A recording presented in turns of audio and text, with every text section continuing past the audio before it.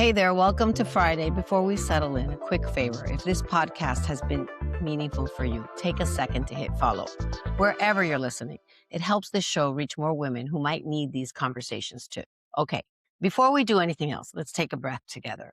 A real one, the kind that actually reaches the bottom of your lungs. Go ahead, I'll wait.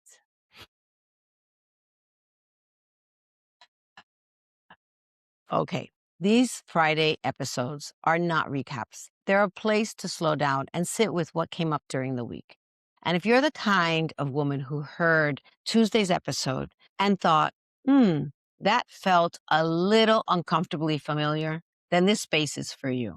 Think of this as a quiet moment to notice what's shifting inside you before life speeds back up again. You don't need to take notes. You don't need to figure anything out. This is just a pause, a place to stay with yourself while something inside you is becoming clearer and clicks. No urgency, no fixing, just noticing. On Tuesday, I did something I don't usually do. I pulled back the curtain on what actually happens inside coaching, not the theory, not the frameworks, the real, honest, messy moments where something shifts for a woman. I told you about Elena, the woman who thought her job was the problem, but realized she hadn't let anyone else see the real her in 30 years. I told you about Diane, the woman who built her entire identity around being useful, and then one day realized she couldn't remember the last time she asked herself what she actually wanted. And then I told you about Rosa, the woman who said she didn't know what she wanted, but lit up the second someone asked the right question. 3 different women, 3 very different lives, but underneath all of them was the same moment. The moment where something inside finally says, I can't pretend I don't see this anymore. And at the end of that episode, I asked you a question. I asked, which woman's story felt like yours? So today we're going to sit with that. When you heard those stories, one of them probably landed, maybe your chest tightened, maybe your eyes stung a bit, or even maybe a quiet voice inside you said, she's talking about me. That's not a coincidence. That's information. So let's get curious about it together. I'm going to walk you through 3 questions. You can journal them, think about them on a walk, or even just sit quietly with your coffee and tea. There's no right way to do this. Just stay honest. Which woman's story caught you? Was it Elena, the one performing for everyone but invisible to herself? Was it Diane, the one whose whole identity was built around being useful to everyone else? Or was it Rosa, the one who knew what she wanted but couldn't give herself permission to say it? Don't overthink this. Your first answer is usually the honest one.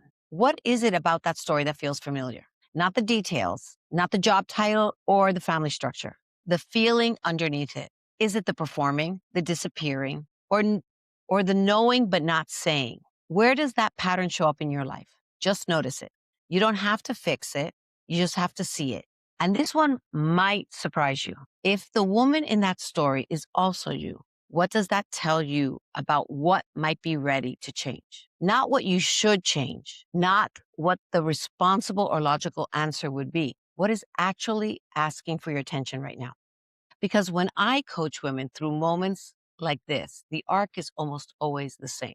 Truth, belief, and one move. The truth is whatever answer just came up for you. The belief is the invisible rule that's been keeping you stuck. And the one move, that comes later, not today. Today is just about seeing the truth. If there's one thing to hold from today, it's this. Awareness is the moment change begins. Every woman I told you about on Tuesday thought she was the only one feeling that way. She thought the gap between the life that looked right and the life that felt right was just something she had to live with. She was wrong. And if you recognized yourself in one of those stories, I want you to know something. That moment, the one where your breath catches or your eyes get hot or a quiet voice says, that's me, that's not a problem. That's the beginning.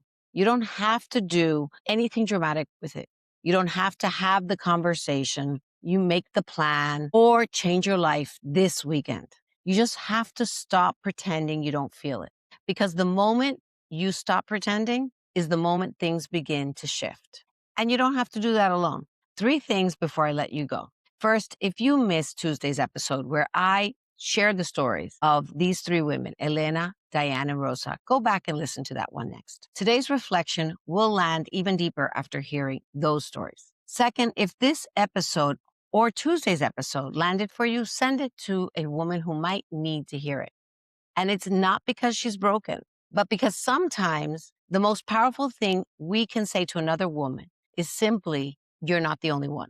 And third, if you've been listening week after week and recognizing yourself in these conversations, and you're starting to wonder what it would feel like to actually do something about it, I work privately with a small number of women navigating exactly this moment. You don't have to have it all figured out. You just have to be willing to start the conversation. You can book a complimentary clarity call at Kiley Suarez. It's not a pitch. It's just a space where we slow everything down and look at what's actually going on beneath the surface. And if you haven't already, hit follow so you don't miss what's coming next. We're just getting started. This weekend, just hold whatever came up for you today. Let it breathe. Let it settle. You don't have to figure it out. You just have to stop pretending it's not there. That's enough for now. I'll see you Tuesday. This is The Joy Shift with Kiley Suarez.